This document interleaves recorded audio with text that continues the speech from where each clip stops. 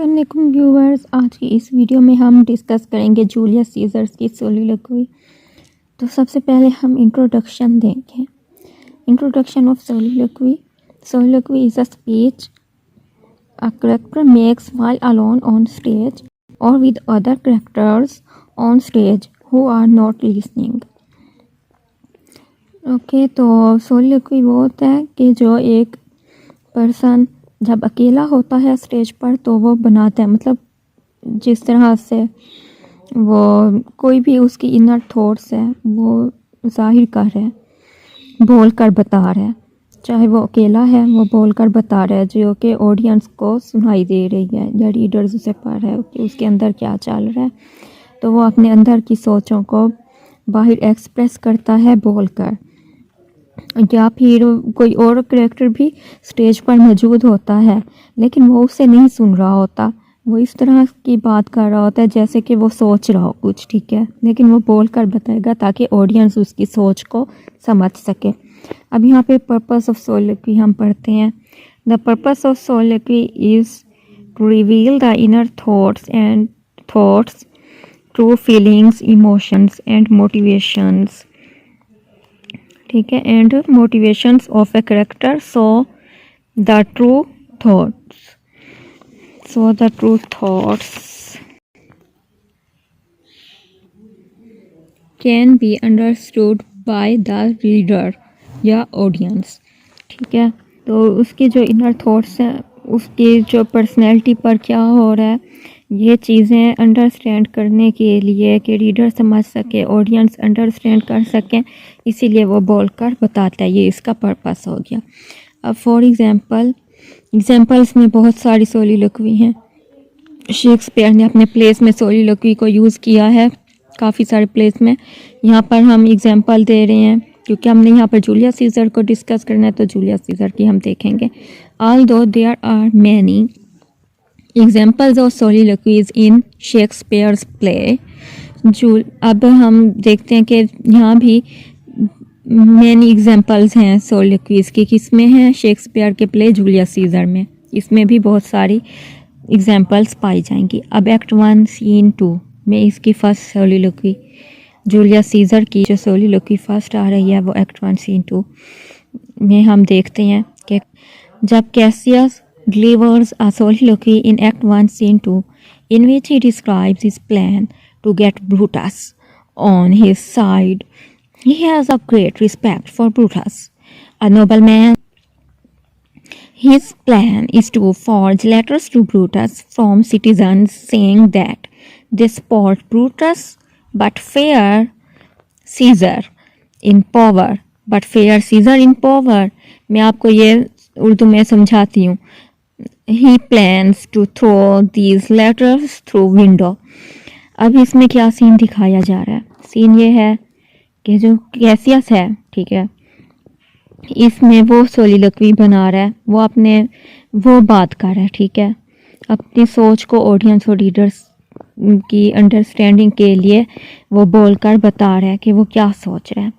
अब वो इसमें सोच रहा है और बोलकर बता रहा है, सोलिलोक्वी कर रहा है कि ही डिस्क्राइब्स। देखें यहाँ पर एक्ट 1 सीन 2 के बाद ये दिखा रहे हैं कि इन विच ही डिस्क्राइब्स हिज प्लान, वो अपना प्लान जो है ना वो इस पर डिस्क्राइब करता हुआ दिखा रहा है।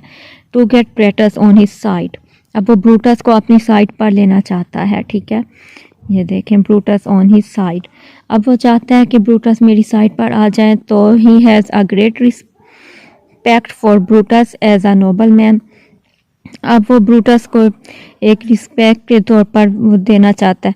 His plan is to forge letters, अब उसने प्लान बनाया, वो यहाँ पर ये बता रहा होता है कि मैं अब ब्रूटस को अपनी साइड पर ले लूँगा। इस सोलिलोक्वी में वो ये कहता है, लेकिन मैं उसे किस तरह से लूँगा, तो वो सोचता है कि और अपनी सोच को अब बता रहा है बोलकर, सोलिलोक्वी कर रहा है कि मैं लेटर्स लिख लूँगा और उनको ब्रूटस के पास भेज दूँगा। लेकिन वो लेटर्स कैसे लिखा जाएगा? Letters to Brutus from citizens की तरफ से वो लिखेगा ब्रूटस के लिए लेटर्स, और उन्हें उसमें कहेगा कि हम ब्रूटस तुम्हें सपोर्ट तो करना चाहते हैं लेकिन हमें सीजर की पावर का डर है, फेयर है सीजर की पावर का। मतलब सीजर जो है ना हम उससे डरते हैं, जूलिया सीजर से, इसीलिए हम तुम्हारे साथ नहीं मिल रहे, जबकि हम तुम्हें सपोर्ट करना चाहते हैं। हाँ, तो अब वो प्लान करता है कि मैं इस तरह से सिटीजन्स की तरफ से लेटर्स लिख दूंगा और उन्हें थ्रू कर दूंगा these letters through window, window के ज़रिए ये लेटर्स वो ब्रूटस के पास फेंक देगा। अब नेक्स्ट सेलुलोकी जो हमें देखने को मिलती है जूलियस सीजर में, वो एक्ट 2 सीन 1 में है। This is one of the most important soliloquy of Julius Caesar, या मोस्ट इम्पॉर्टेंट सोलिलोक्वी है, क्योंकि इसमें जो ये अपनी इनर थॉट्स, जो अपनी थॉट्स बता रहे हैं ना करैक्टर, उससे समझे बगैर हम लोग इस करैक्टर को गलत समझ लेंगे, क्योंकि जो इसका एक्ट दिखाए जा रहे हैं तो हम समझेंगे कि शायद ये अच्छा करैक्टर नहीं है। लेकिन जैसे ही इसने अपने एक्शन के साथ अपनी थॉट्स को की वजाहत की है, उन्हें डिस्क्राइब किया है बोल कर के ये सोचता क्या है, तो हमें पता चलता है कि ये जो करैक्टर है ना ये असल में अच्छा है, इतना बुरा भी नहीं है। तो एक्ट 2 सीन 1 में हम क्या देखते हैं, this is one of the most important soliloquy of Julius scissor.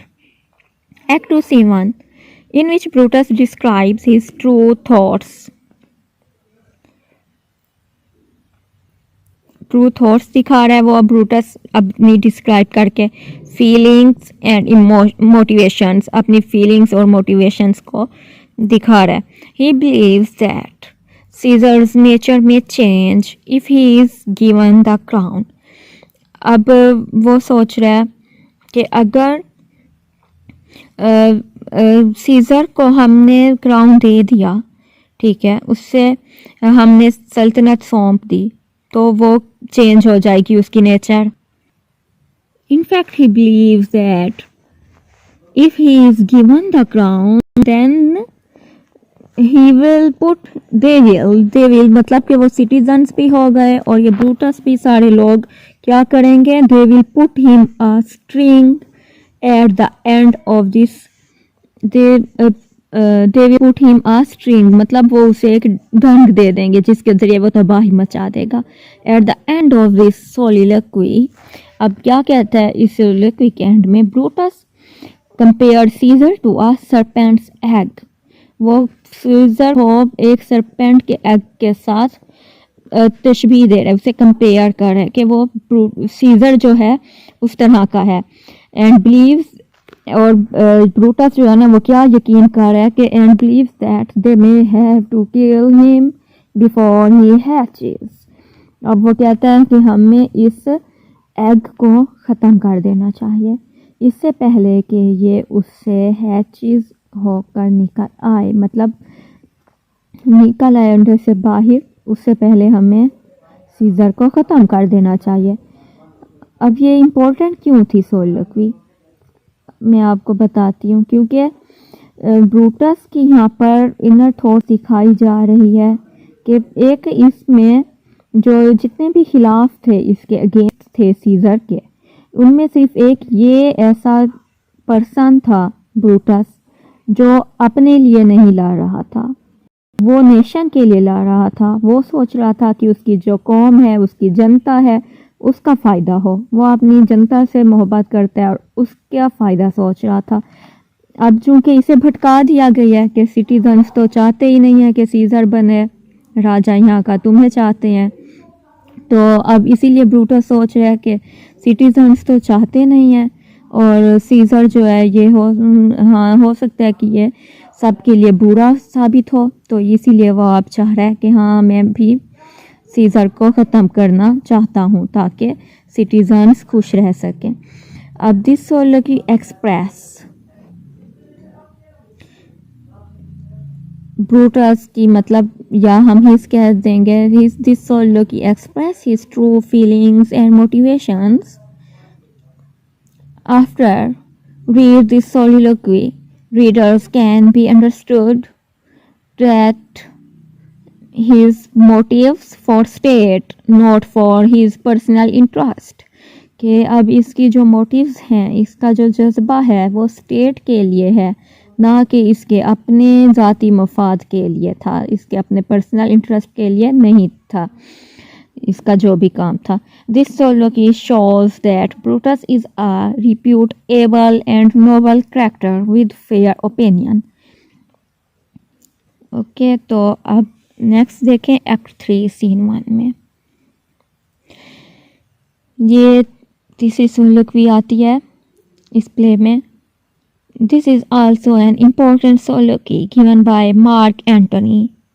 ये भी एक इम्पॉर्टेंट soliloquy है, मार्क एंटनी की तरफ से होती है। मार्क एंटनी से बताता है in act 3 scene 1 Antony describes his inner thoughts after shake hands to killers.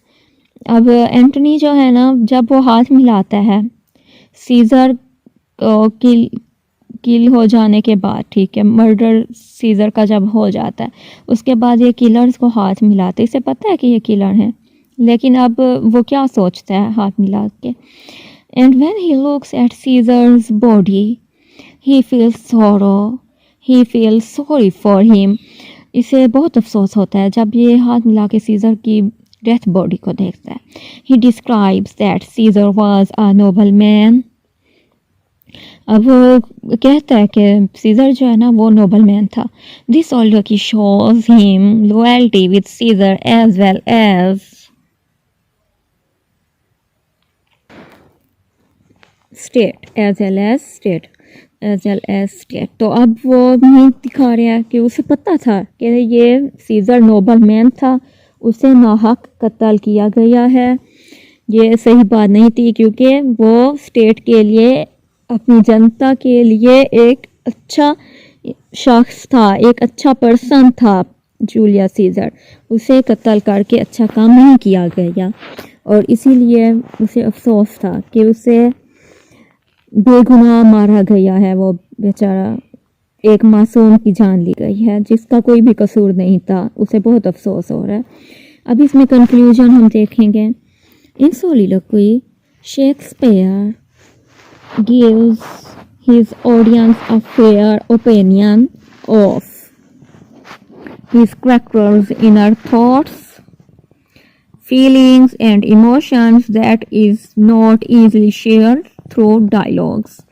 अब ये डायलॉग्स के ज़रिए अगर हम पढ़ें तो हमें इतना कुछ कैसे समझ आएगा जब तक हम उनकी इनर थॉट्स भी ना जान लें। तो इसीलिए इनर थॉट्स को शेक्सपियर ने soliloquy के ज़रिए डिस्क्राइब किया है कि हर करैक्टर असल में किस तरह का करैक्टर है, वो क्या सोच रहा है और वो क्या चाहता है। तो उसकी इन थॉट्स जो भी है उसे जब वो बोल कर बताता है तो ऑडियंस और रीडर ईज़िली अंडरस्टैंड कर सकते हैं। आज के लिए इतना। अल्लाह हाफिज़। नेक्स्ट लेक्चर में मैं soliloquy इन हैमलेट और मैकबेथ की, उसके बाद मैकबेथ की भी शेयर करूँगी इंशाअल्लाह। तब तक के लिए अल्लाह हाफिज़।